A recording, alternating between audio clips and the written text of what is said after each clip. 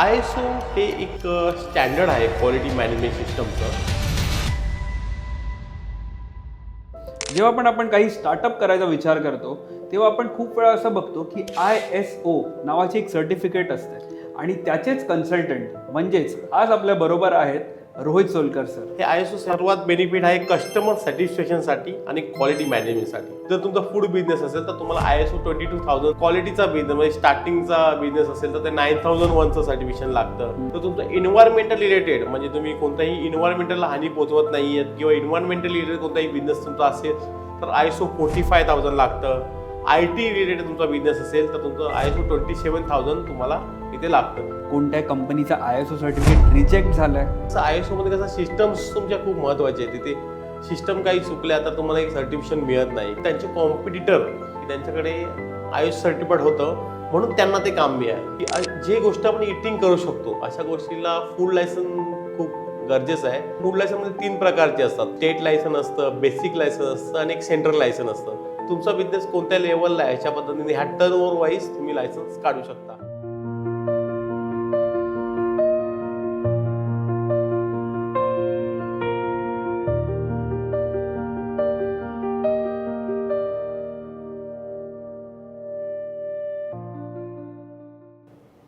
नमस्कार.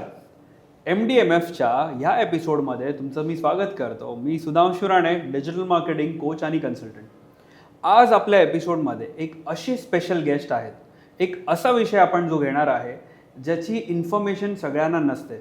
जेव्हा आपण काही स्टार्टअप करायचा विचार करतो तेव्हा आपण खूप वेळा असं बघतो की ISO नावाची एक सर्टिफिकेट असते आणि त्याचेच कन्सल्टंट म्हणजेच आज आपल्या बरोबर आहेत रोहित सोलकर सर.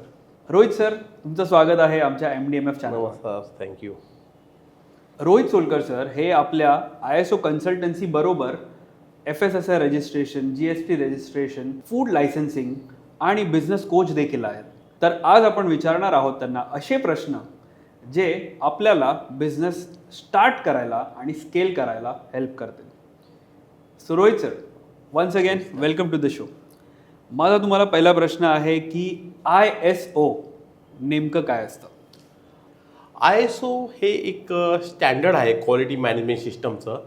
ह्याच्यामध्ये खूप प्रकारचे सर्टिफिकेशन्स येतात. ह्याच्यामध्ये सर्वात पहिले येतात क्वालिटी मॅनेजमेंट सिस्टमचं स्टँडर्ड. हे प्रत्येक स्टार्टअप असू दे, हा प्रत्येक बिझनेस असू दे, हे स्टार्टअपसाठी सुद्धा आहे आणि 1 लाखापासून ते 1 करोडच्या टर्नओव्हरसाठी सुद्धा हे ISO सर्टिफिकेशन्स आहेत.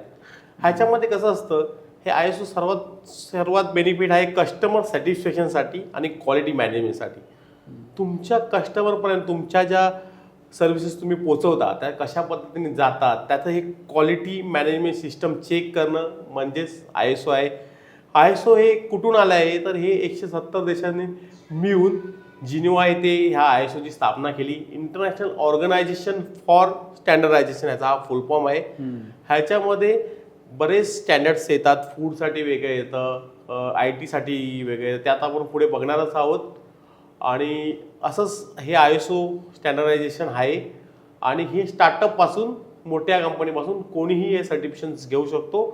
ह्याच्यामध्ये बरेच प्रकार आहेत, ते कंपनी वाईज आपण ISO सर्टिफिकेशन घेऊ शकतो. ISO हे कंपल्सरी आहे का? ISO जिथे आपल्याला गरज आहे म्हणजे ते कंपल्सरी असं म्हणता येणार नाही, पण तुम्हाला जर तुमच्या कंपनीची क्वालिटी मॅनेजमेंट सिस्टम्स जर चांगली करायची असेल तर तुम्हाला ISO लागेलच. म्हणजे तुम्हाला एक चांगलं एक डेव्हलपमेंट म्हणजे तुम्हाला एक मोठी कंपनी बनवायची आहे तर तुम्हाला ISO लागतं. अजून ISOचा बेनिफिट कुठे होतो की जर तुम्हाला कुठे टेंडर्स भरायचे आहेत, इंटरनॅशनल टेंडर्स आहेत, गव्हर्नमेंटचे टेंडर्स आहेत, कोणत्याही कंपनीचं टेंडर्स जेव्हा निघतं तर तिथे क्लॉजमध्ये असतं की ISO सर्टिफिकेशन पाहिजे, आम्हाला ह्या स्टँडर्डचं ISO सर्टिफिकेशन पाहिजे. जर तुमचा फूड बिझनेस असेल तर तुम्हाला ISO 22000 कामासाठी येतं. तुमचा क्वालिटीचा बिझनेस म्हणजे स्टार्टिंगचा बिझनेस असेल तर ते 9001चं सर्टिफिकेशन लागतं. तर तुमचं इन्व्हायरमेंटल रिलेटेड म्हणजे तुम्ही कोणत्याही इन्व्हायरमेंटला हानी पोहोचवत नाही आहेत किंवा इन्व्हायरमेंटल रिलेटेड कोणताही बिझनेस तुमचा असेल तर ISO 45000 लागतं. IT रिलेटेड तुमचा बिझनेस असेल तर तुमचं ISO 27000 तुम्हाला इथे लागतं. अशा प्रकारचे वेगवेगळे स्टँडर्ड्स ISOमध्ये येतात. तर ह्या पद्धतीने तुम्ही कोणत्याही प्रकारचं ISO सर्टिफिकेशन तुम्हाला लागेल ते तुम्ही घेऊ शकता. खूप छानरित्या तुम्ही सर एक्सप्लेन केलं आम्हाला. माझा सर तुम्हाला असा एक प्रश्न होता की ISO सर्टिफिकेटबद्दल तुम्ही सांगितलं. आता हे ISO सर्टिफिकेट नेमके कोणतीही कंपनी घेऊ शकते, म्हणजे प्रायव्हेट लिमिटेड पाहिजे आपल्याला की प्रोप्रायटरशिप पाहिजे की इंडिव्हिज्युअल पण घेऊ शकतो ISO सर्टिफिकेट? ISO सर्टिफिकेशन जे आहे ना, क्वालिटीचं सर्टिफिकेशन असतं. ह्याच्यामध्ये कोणतीही प्रकारची कंपनी पाहिजे असं म्हणण्यापेक्षा ही प्रोप्रायटरशिप सुद्धा घेऊ शकते, LLP असेल तेही घेऊ शकतात, प्रायव्हेट लिमिटेड घेऊ शकतात, पार्टनरशिप्स फर्म सुद्धा घेऊ शकतात. फक्त किंचित डॉक्युमेंट्स म्हणजे जे रिक्वायर्ड डॉक्युमेंट्स आहेत ते सबमिट करणे आणि असणे खूप गरजेचं असतं. म्हणजे परचेस बिल, स्टाफची डिटेल्स त्याच्यामध्ये लागते, प्लस उद्योग आधार लागतं, GST सर्टिफिकेशन्स लागतं, परचेस बिल, सेल्स बिल्स लागतात. डॉक्युमेंटची पूर्तता केली, क्वालिटी मॅन्युअल सिस्टम्स लागतं कंपनीमध्ये, कंपनीचे डॉक्युमेंटेशन सगळे पूर्ण करायला लागतं, प्रॉपर ऑडिट आणि प्रॉपर डॉक्युमेंटेशन जर पूर्ण केलं तर आपण ISO सर्टिफिकेशन कोणतीही कंपनी घेऊ शकते. ओके. आणि जर आपल्याला हे सर्टिफिकेट घ्यायचे असतील तर ते घ्यायचं कसं, म्हणजे डायरेक्टली वेबसाईटवर जाऊन घेऊ शकतो की काही कन्सल्टंट आहेत, जसं आता तुम्ही एक कन्सल्टंट आहात, सो हे तुमच्या थ्रूच होऊ शकतं की आपण वेबसाईटवरून देखील घेऊ शकतो? आणि जर कन्सल्टंटकडूनच घ्यायचं आहे तर त्याचं काय ॲडव्हान्टेज आहे? हां, हे सर्टिफिकेशन जे करणारे सर्टिफिकेशन बॉडीज वेगळ्या असतात आणि कन्सल्टेशन देणारे वेगळे असतात. त्याच्यामध्ये दोन प्रकारची इथे आयडेंटिटी येते. एक सर्टिफिकेशन बॉडी येते आणि एक कन्सल्टंट असतात. ते डॉक्युमेंटेशनची पूर्णता पूर्ण करून ते सर्टिफिकेशन बॉडीकडे पाठवतात आणि सर्टिफिकेशन बॉडी तुम्हाला सर्टिफिकेशन प्रोव्हाइड करते. तर यासाठी तुम्हाला सर्वात पहिलं तर कन्सल्टंट लागणार. तो कन्सल्टंट तुमचे पूर्ण डॉक्युमेंटेशनची तयारी करून घेणार, तुमचं ऑडिट करणार, इंटरनल ऑडिट करणार, पूर्ण लीड ऑडिट करणार, प्रॉपर ह्या सगळे डॉक्युमेंटेशन तयार करून, म्हणजे तुमच्या कंपनीचा मॅन्युअल असेल, तुमच्या कंपनीची सिस्टम्स असेल, ह्या सगळ्याची तयारी करून तो डॉक्युमेंटेशन CBला पाठवतो, म्हणजे सर्टिफिकेशन बॉडीला पाठवतो. मग सर्टिफिकेशन बॉडी तुम्हाला एक ऑनलाईन किंवा ऑफलाईन ऑडिट करून तुम्हाला सर्टिफिकेशन प्रोव्हाइड करते. ओके. तुमच्या एवढ्या वर्षांच्या जर्नीमध्ये सर काही तुम्ही असं सांगू शकाल की कोणत्या कंपनीचा ISO सर्टिफिकेट रिजेक्ट झालं आहे? काही कारण असू शकतात का की ज्याच्यामुळे कोणत्या कंपनीला ISO सर्टिफिकेट नाही मिळत? बरोबर. हे असं कोणती सर्टिफिकेशन बॉडीचं असं रिजेक्ट होण्याचं कारण असं असतं की काही जण डॉक्युमेंटेशन पूर्ण करत नाही आहेत, किंवा काही जणांची फॅक्टरी आणि ऑफिस एकाच ठिकाणी असतं, किंवा इथे कसं ISOमध्ये कसं सिस्टम्स तुमच्या खूप महत्त्वाचे आहेत. तिथे सिस्टम काही चुकल्या तर तुम्हाला एक सर्टिफिकेशन मिळत नाही, किंवा तुमच्या ऑडिटमध्ये तुम्ही काही फेल झालात, तुमच्याकडे ऑडिटची काही रिक्वायरमेंट तुम्ही पूर्ण केली नसेल. उदाहरणार्थ तुमचा जर समजा बिझनेस असेल, एरोप्लेनला मशीन सप्लाय करायचा किंवा विमानाला तुम्ही काही सप्लाय करत असाल, तर तुम्हाला इथे ऑडिट टिकली होतं.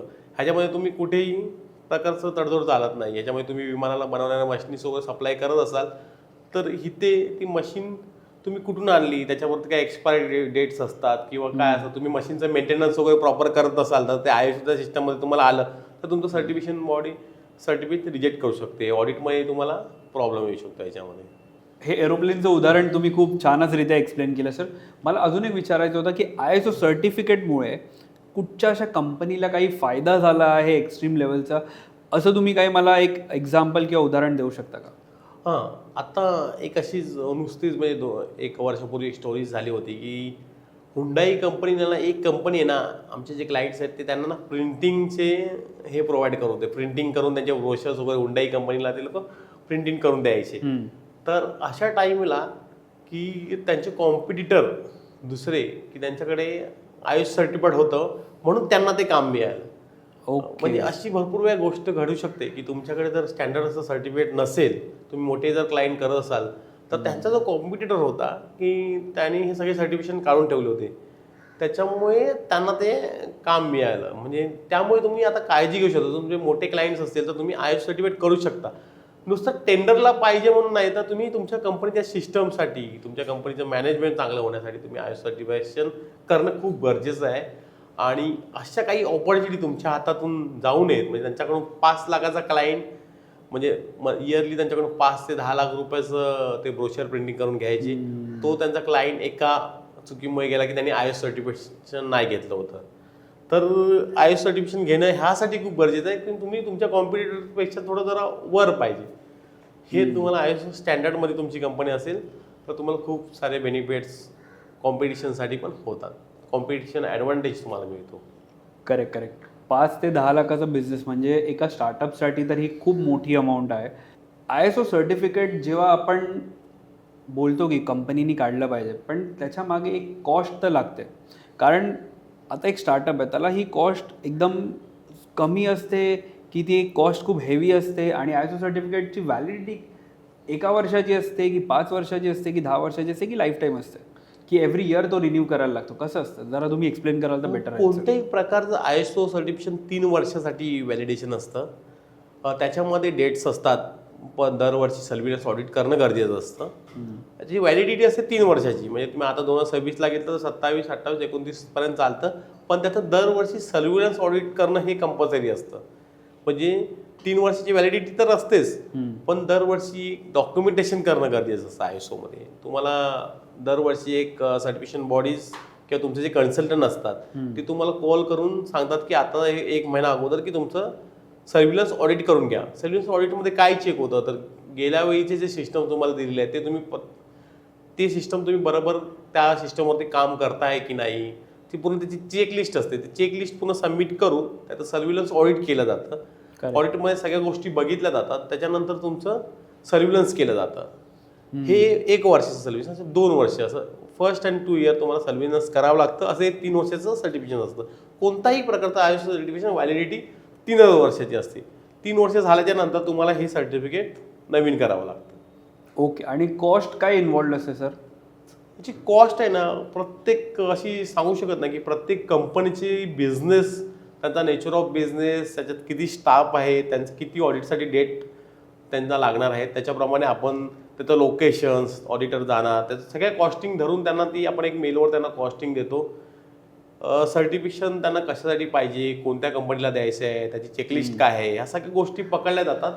आणि ह्या त्यांना किमान मिनिमम 15 ते 30 दिवस हे सर्टिफिकेशन करण्यासाठी लागतात मिनिमम. त्याचं मॅक्झिमम किती स्टाफ आहे, किती मोठी कंपनी आहे, त्याच्यावरती त्याचा रेट ठरू शकतो.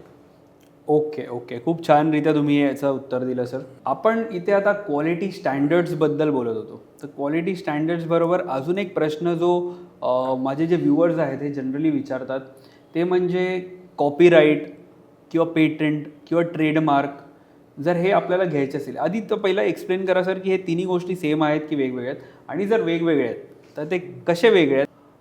सुधांशूजी, आता आम्ही आहे ना, आत्तापर्यंत 1000पेक्षा जास्त ट्रेडमार्क, 1000पेक्षा जास्त कॉपीराईट, 500पेक्षा जास्त पेटंट फाईल केलेले आहेत.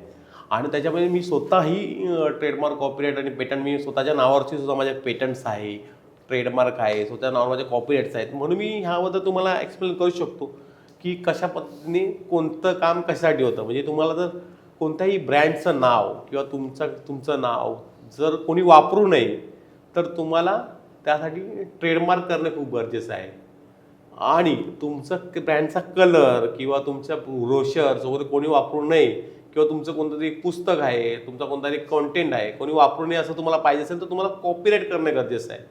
आणि तिसरं आहे पेटंट. तुम्ही एखादं कोणत्याही प्रकारचा डिझाईन बनवाल, म्हणजे एखादं वेगळं युनिक काही डिझाईन तुमच्याकडे असेल, किंवा मशिनरीचं काही मॅप असेल, मशिनरीचं काही डिझाईन असेल, अशा पद्धतीने काय तुम्ही डिझाईन बनवत असाल, तर तुम्हाला पेटंट करणं गरजेचं आहे. म्हणजे ट्रेडमार्क, कॉपीराईट, पेटंट ह्या 3 गोष्टी ह्या येतात ह्याच्यामध्ये. तुमचे इंटॅजिबल असेट्स आहे, करेक्ट. म्हणजे ही एक प्रॉपर्टी आहे तुमची. ही प्रॉपर्टी तुम्ही नक्कीच रजिस्टर करून ठेवली पाहिजे. ह्याचं व्हॅल्यू जसं तुमची घरची प्रॉपर्टी वाढते, तशी ह्या ट्रेडमार्क, पेटंट आणि कॉपीराईटचं सुद्धा व्हॅल्युएशन वाढत जातं. छान. सो आपण बऱ्यापैकी बघितलं की स्टार्टअप्स कसे आपण रजिस्टर करू शकतो, किंवा कॉपीराईट, ट्रेडमार्क, पेटंट याच्यामध्ये फरक काय. पण जर तुम्ही माझ्या ऑडियन्सला गाईड करू शकलात अबाउट, समजा आपल्याला काही फूड रिलेटेड स्टार्टअप करायचं असेल, तर आपण फूड लायसन्स काढतो. सो याची प्रोसेस नेमकी कशी आहे, आणि फूड लायसन्स कंपल्सरी आहे की नाही आहे, आणि याची जर आपण नाही काढलं तर काय प्रॉब्लेम्स होऊ शकतात? ओके. फूड लायसन प्रत्येक बिझनेससाठी, म्हणजे जो फूड रिलेटेड बिझनेस आहे, म्हणजे कोण नारियल तेल बनवतं किंवा फूड म्हणजे जे आपण ईट करतो, अशा गोष्टी ज्या आहेत त्यांना तर फूड लायसन्स लागतंच. पण आपण कोणत्याही प्रकारचं ऑइल वगैरे बनवतो, म्हणजे केसांना लावणारं ऑइल, त्याच्यात पण तुम्ही बघितलं असाल की फूड लायसन्स म्हणून असतं, की जे गोष्ट आपण इटिंग करू शकतो अशा गोष्टीला फूड लायसन खूप गरजेचं आहे. आणि ह्या फूड लायसनमध्ये 3 प्रकारचे असतात, म्हणजे स्टेट लायसन असतं, बेसिक लायसन असतं आणि एक सेंट्रल लायसन असतं. तुमचा बिझनेस कोणत्या लेवलला आहे ह्याच्या पद्धतीने ह्या टर्नओव्हर वाईज तुम्ही लायसन्स काढू शकता. आणि तुम्हाला मॅन्युफॅक्चरिंग येतं, त्याच्यामध्ये रिटेल होलसेल येतं, असे 3-4 कॅटेगरी. त्याच्यामध्ये ट्रेडिंगची कॅटेगरी येते, कॅटरिंगचा बिझनेस असेल तर कॅटरिंगची कॅटेगरी येते. अशा भरपूर प्रकारच्या कॅटेगरी फूड लायसन्समध्ये आहेत. तुम्ही कोणताही बिझनेस करा फूड रिलेटेड, तुम्हाला फूड लायसन्स कंपल्सरी आहे. आणि फूड लायसन्स काढणं का गरजेचं आहे की तुमचं प्रोडक्ट जर कोणी काही खाल्लं वगैरे किंवा त्यांना काही झालं तर तुमच्याकडे फूड लायसन्स सेफ्टीसाठी असणं खूप गरजेचं आहे. म्हणजे एखाद्या कोणी इटिंग केलं आणि त्यांना काही प्रॉब्लेम झाला तर तुमच्याकडे फूड लायसन्स तिथे असणं गरजेचं आहे. आणि ते फूड लायसन्स तुम्हाला त्या गोष्टीपासून वाचवू शकतं. त्यामुळे तुम्हाला त्याकडे फूड लायसन्स असणं गरजेचं आहे. ओके. आता जे आपण बघतो रस्त्यावर चायनीजच्या गाड्या लागतात, त्यांच्याकडे फूड लायसन्स असतं का? बहुतांशी लोक जे रस्त्यावरती टाकतात ना, तर त्यांना कसं रस्त्यावरच्या बिझनेसला फूड लायसन्स मिळत नाही. प्रॉपर आयडेंटिटी असेल, म्हणजे प्रॉपर रेंट ॲग्रीमेंट किंवा प्रॉपर लाईट बिल असेल तरच फूड लायसन्स मिळतं. आणि गव्हर्नमेंटमध्ये ह्या फूड रिलेटेड खूप स्ट्रिक्ट आहेत गोष्टी, कारण तिथे ऑटर रिपोर्ट पण सबमिट करावा लागतो. जेव्हा हा फूडचा बिझनेस येतो तेव्हा ऑटर रिपोर्ट पण सबमिट करावा लागतो. त्याच्यामुळे ऑटर रिपोर्ट, तिथल्या पाण्याचा रिपोर्ट एक काढला जातो. तो रिपोर्ट जेव्हा सबमिट करतो तेव्हा हे फूड लायसन्स कॅटरिंगच्या बिझनेसला आणि फूड बिझनेसला मिळतं. आणि म्हणून ते रस्त्यावरच्या लायसन्सला वगैरे फूड लायसन्स मिळत नाही. खूप छान तुम्ही एक्सप्लेन केलं सर. माझ्या व्ह्युअर्सना सांगू इच्छितो की जर कोणत्याही व्यक्तीकडे, म्हणजे एस्पेशली रस्त्यावर विकणारे जे चायनीजच्या गाड्या लागतात किंवा जे हॉकर्स आहेत त्यांच्याकडे फूड लायसन्स नसेल तर always be very careful before eating outside. Rohit sir, तुम्ही मला हे सांगू शकता का की ISO सर्टिफिकेशनचं काय महत्त्व आहे जर आपल्याला काही गव्हर्नमेंटचं काही काम हवं असेल तर? ISO सर्टिफिकेशन हे एक international organization for standardization certificate आहे. क्वालिटी मॅनेजमेंट सिस्टमसाठी दिलं जातं. गव्हर्नमेंटचे जेव्हा टेंडर्स निघतात, म्हणजे मोठ्या कोणत्या कंपनीचं किंवा मोठ्या कोणत्या कामाचं जेव्हा टेंडर निघतं तेव्हा तिथे लिहिलेलं असतं की ISO 9001चं सर्टिफिकेट पाहिजे, ISO 14001चं सर्टिफिकेट पाहिजे, ISO 45000चं सर्टिफिकेशन पाहिजे. हे 3 सर्टिफिकेशन्स कंपल्सरी टेंडर्समध्ये लिहिलेले असतात की हे सर्टिफिकेशन पाहिजे. तर हे सर्टिफिकेट कोणते आहेत की ISO 9001चं जे सर्टिफिकेट आहे ते क्वालिटी मॅनेजमेंट सिस्टमचं सर्टिफिकेट आहे. ISO 14000चं सर्टिफिकेशन आहे ते सर्टिफिकेशन इन्व्हायरमेंटल मॅनेजमेंट सिस्टमचं सर्टिफिकेशन आहे. तुम्ही तुमचं प्रोडक्ट वापरून इन्व्हायरमेंटला काही हानी पोचवत नाही आहेत ना, हे या सर्टिफिकेशनचं तुम्हाला दिलं जातं. म्हणजे तुमचं जे सिस्टम आहे, तुमच्या कंपनीची सिस्टम्स आहेत ते तुम्ही इन्व्हायरमेंटल हानी न पोचवता फॉलो करतायत, हे ह्याचा एक प्रूफ असतो. दुसरं आहे ऑक्युपेशन हेल्थ अँड सेफ्टी म्हणून एक सर्टिफिकेटचं ISO 45000. म्हणजे तुम्ही तुमच्या प्रोडक्टचे किंवा तुमच्या बिझनेसमध्ये ह्या सगळ्या प्रकारचे मॅन्युअल्स आणि सिस्टम जर फॉलो करत असाल तर हे सर्टिफिकेट तुमच्याकडे असणार. 9001, 14000 आणि 45000 हे तिन्ही सर्टिफिकेशन जास्त करून टेंडरला मागितलं जातं आणि टेंडरसाठी कंपल्सरी सर्टिफिकेशन्स असतात. आता इंडियन गव्हर्नमेंट सुद्धा ह्याच्यासाठी स्ट्रिक्ट झालेलं आहे. तर तुम्हाला हे तिन्ही सर्टिफिकेशन कोणत्याही प्रकारचं गव्हर्नमेंटचं टेंडर भरण्यासाठी लागू शकतं. आणि आता पुढे येत आहेत सर्टिफिकेशन बरेच सारे. ISO 27000 आहे, जे ITची जर तुमची कंपनी असेल तर इन्फॉर्मेशन सेफ्टी मॅनेजमेंट सिस्टम. ITचीच कंपनी नाही, कोणत्याही प्रकारची जर कंपनी असेल आणि तिथे जास्त करून तुमचा लॅपटॉप PCs यूज असतील किंवा वेबसाईटचा यूज असेल तर तुम्हाला इन्फॉर्मेशन सेफ्टी मॅनेजमेंट जे ISO 27000चं जे सर्टिफिकेशन आहे ते तुम्हाला कंपल्सरी लागणार आहे पुढे भविष्यामध्ये. तर गव्हर्नमेंट त्यावर आता प्रोव्हिजन्स आणतायत आणि अशा प्रकारे तुम्ही ISO सर्टिफिकेशनचा फायदा टेंडर भरण्यासाठी उपयोग करू शकता. आणि ISO सर्टिफिकेशन हे टेंडरसाठीच यूज न होता तुमच्या कंपनीची डेव्हलपमेंट होण्यासाठी, तुमच्या कंपनीचे रेकॉर्ड्स, तुमच्या कंपनीचे मॅन्युअल, तुमच्या कंपनीची सिस्टम चांगली ठेवण्यासाठी ISOचा वापर खूपच चांगला होतो. पुढे तुमच्या कंपनीत फ्युचरमध्ये होणारे धोके तुम्ही आत्तापासून ISOमुळे ओळखू शकता, कारण का तुमची कंपनीची सिस्टम तुमच्याकडे असते. पुढे होणारे कोणत्याही गोष्टीचं प्रोव्हिजन हे ISOमुळे तुम्हाला आत्ताच समजतं, त्यामुळे तुम्ही याची काळजी घेऊ शकतात. पुढे कोणतीही गोष्ट झाली तर त्यांच्या मॅन्युअलमध्ये प्रोव्हिजन आधी असतं की अशी जर कंपनीमध्ये गोष्ट झाली, म्हणजे एखादा स्टाफ सोडून गेला तर तो स्टाफ सोडून गेल्याच्या दुसरं हायरिंग कसं करायचं हे आपण ISOमधले रेकॉर्ड्समध्ये लिहिलेलं असतं. त्या स्टाफचा इंटरव्ह्यू कसा घ्यायचा, मग स्टाफला ट्रेनिंग कसं द्यायचं, प्रत्येक गोष्टी स्टेप बाय स्टेप इन्फॉर्मेशन ISOमध्ये असते. किंवा दुसरी गोष्ट, जर कंपनीमध्ये आग वगैरे लागली तर जेव्हा कंपनीमध्ये आग लागते तर त्या आयएसओच्या सिस्टममध्ये लिहिलेलं असतं की ही आग कशी विझवली जाते. तुम्ही जर कुठे बाटल्या वगैरे बघितलं असाल किंवा लिपमध्ये जो लागलेला जो असतो की लिपमध्ये जे पोस्टर लागले असतं ते पण आयुष्याच्या रिलेटेड असतं की त्या सिस्टममध्ये लिहिलेलं असतं की स्टेप बाय स्टेप जर लीप बंद झाली तर काय करायचं. ह्या सगळ्या प्रोसिजर आहेत, ह्या सगळ्या सिस्टम आहेत, ह्या सगळ्या आयुष्याच्या मध्ये येतात. आणि तुम्ही तुमच्या कंपनीचं सर्टिफिकेट नुसतं टेंडरसाठी नाही, तुमच्या कंपनीचा बिझनेस वाढवण्यासाठी, तुमच्या कंपनीचं सिस्टम चांगलं ठेवण्यासाठी तुम्ही ISO घेतलं पाहिजे. खूप छान तुम्ही एक्सप्लेनेशन दिलं रोहित सर. माझा अजून एक तुम्हाला प्रश्न होता सर की ISO सर्टिफिकेट घेत असताना की ते ISO सर्टिफिकेट देणारा कन्सल्टंट किंवा ते सर्टिफिकेट जे आहे हे लीगल आहे का किंवा हे ऑथेंटिक आहे का, हे कसं ओळखू शकतो आपण? हां, पहिली गोष्ट जेव्हा ISO सर्टिफाय तुम्हाला सर्टिफिकेशन देतो जो कन्सल्टंट आधीचा पहिला वेळी तो सर्टिफाईड कन्सल्टंट आहे का नाही हे बघणं खूप गरजेचं आहे. आता बरेच जण सर्टिफिकेशन्स देतात, पण जो तुम्हाला सर्टिफिकेशन कन्सल्ट करतोय तो तुमच्या कंपनीचं ऑडिट करणार आहे, त्याच्याकडे इरका किंवा एक्झाम्पल ग्लोबल नावाच्या ज्या दोन संस्था आहेत इंटरनॅशनली, त्याचं लीड ऑडिटर सर्टिफिकेशन त्याच्याकडे आहे की नाही हे बघणं खूप गरजेचं आहे. ज्यावेळी तो तुमच्याकडे लीड ऑडिटसाठी येतो त्याच्याकडे सर्टिफिकेशन त्याचं असणे गरजेचं आहे, कारण त्याचं सर्टिफिकेशन तुम्हाला कधीही पुढे ऑडिटमध्ये गव्हर्नमेंटच्या कामासाठी कुठेही त्याचं सर्टिफिकेशन तुम्हाला लागू शकतं. कोणी ऑडिट केलं आहे त्याचं ते प्रूफमध्ये त्याचं सर्टिफिकेशन लागतं. असा हा लीड ऑडिटरच तुमच्या कंपनीचं ऑडिट करू शकतो.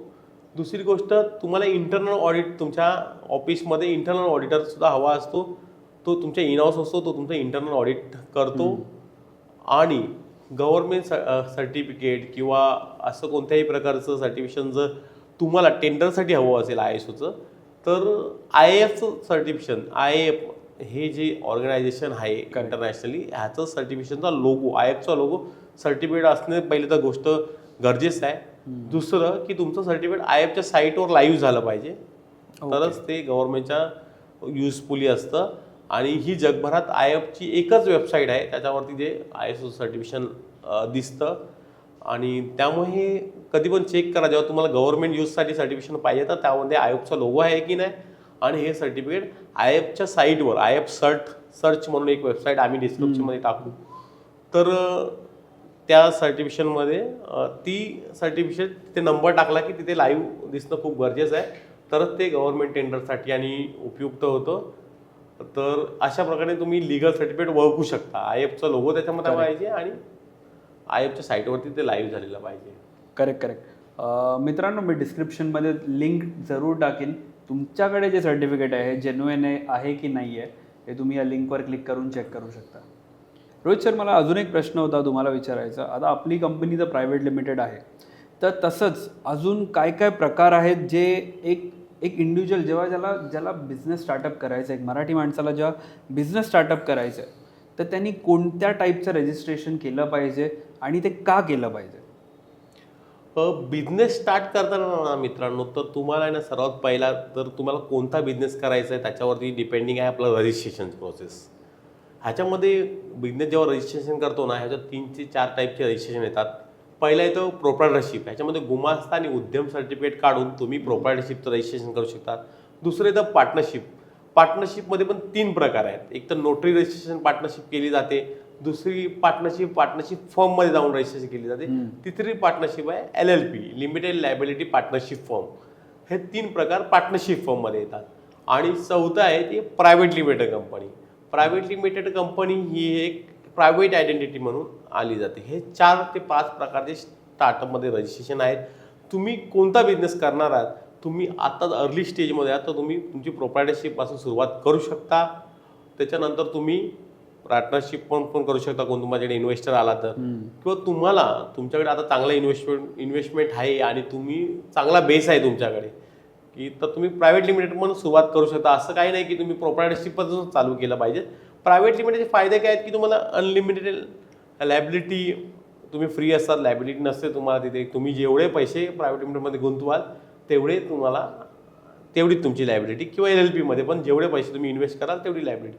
पण प्रोप्रायटरशिपमध्ये ही तुमची इंडिव्हिज्युअल लायबिलिटी म्हणजे स्वतःचा खर्च असतो. मग इथे काही झालं, लॉस झाला, प्रॉफिट झाला, हे तुम्हाला स्वतःहूनच खर्च करायचा आहे. इथे लिमिटेड लायबिलिटीचा हा प्रकार नाही आहे प्रोप्रायटरशिपमध्ये. तर लोक बोलतात की कम्प्लायन्सेस प्रायव्हेट लिमिटेड जास्त आहे म्हणून ते लोक प्रोप्रायटरशिप करतात. असं नाहीये की त्यांचा बिझनेस कोणत्या रिलेटेड आहे, तिथे काही लॉसेस मोठे चान्सेस आहेत किंवा मोठं काहीतरी इन्व्हेस्टमेंट आहे, तर तुम्ही तिथे प्रायव्हेट लिमिटेड करणं खूप गरजेचं आहे. तिथे प्रायव्हेट लिमिटेडच करा, उगाच प्रोप्रायटरशिपमध्ये तिथे जाऊ नका तुम्ही. अशा पद्धतीने तुम्ही स्टार्टअपचं रजिस्ट्रेशन केल्याच्या नंतर तुम्ही जो ब्रँड ठरवणार आहे तो कुठेतरी अवेलेबिलिटी आहे का नाही चेक करा. करेक्ट. आणि तो अवेलेबल असेल तर तुम्ही ट्रेडमार्क करणं खूप गरजेचं आहे आता. कारण तुमच्या अगोदर जर समोर ज्याने कोणी तुमच्या कॉम्पिटिटरने ट्रेडमार्क केला तर तो तुम्हाला करोडोंची सुद्धा नोटीस पाठवू शकतो ह्या ट्रेडमार्कच्या केसेसमध्ये.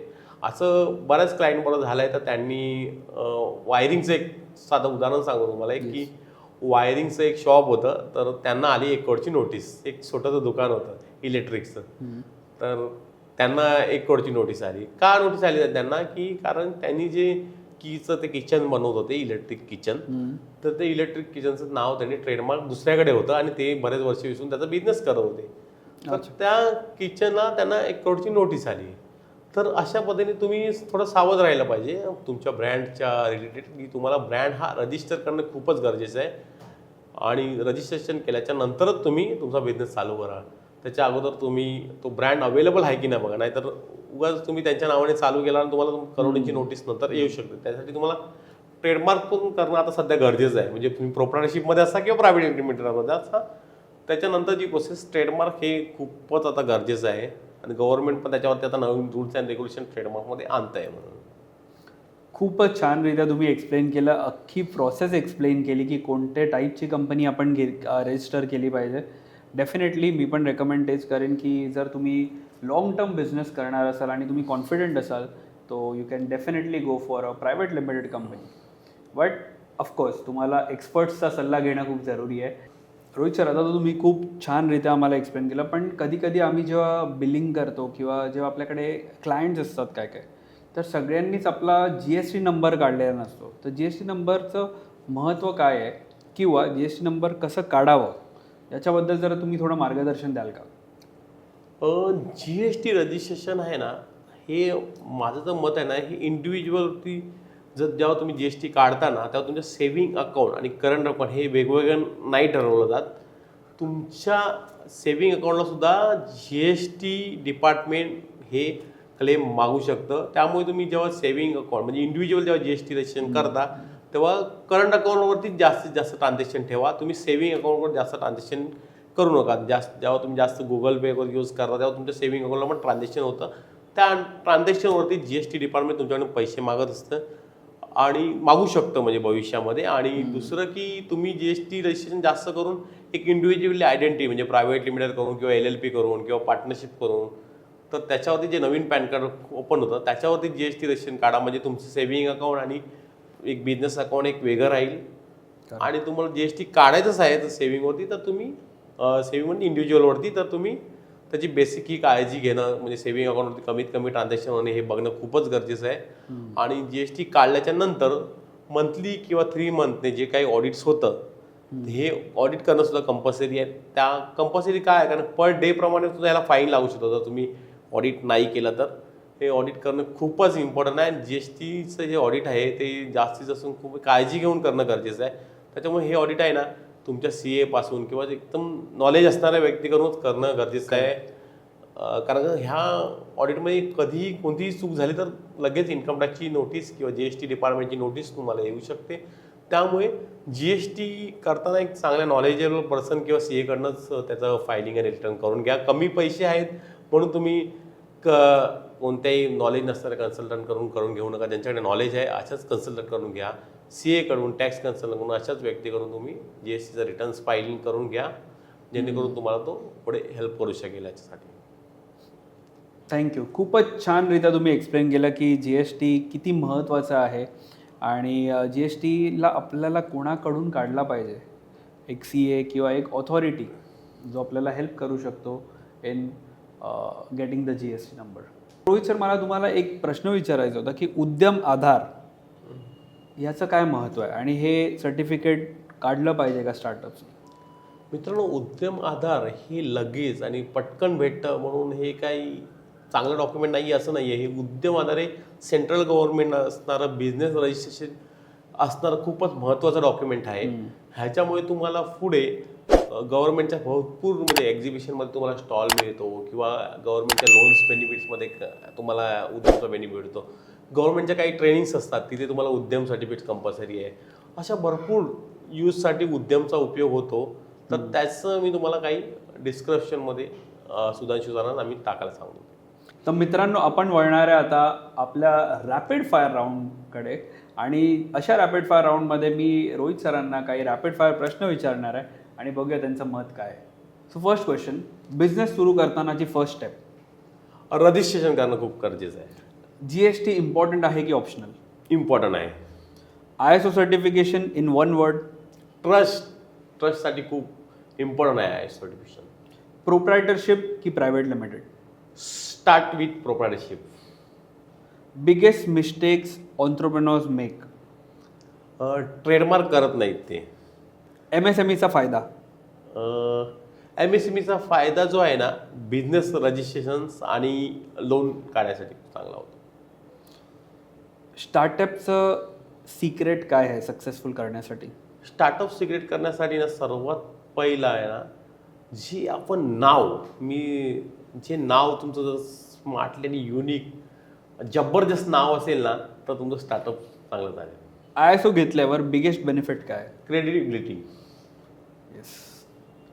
सो मित्रांनो, हे होते आपले रॅपिड फायरचे 10 फायरिंग क्वेश्चन्स जे रोहित सरांनी खूप छानरीत्या आपल्याला आन्सर केलेले आहेत.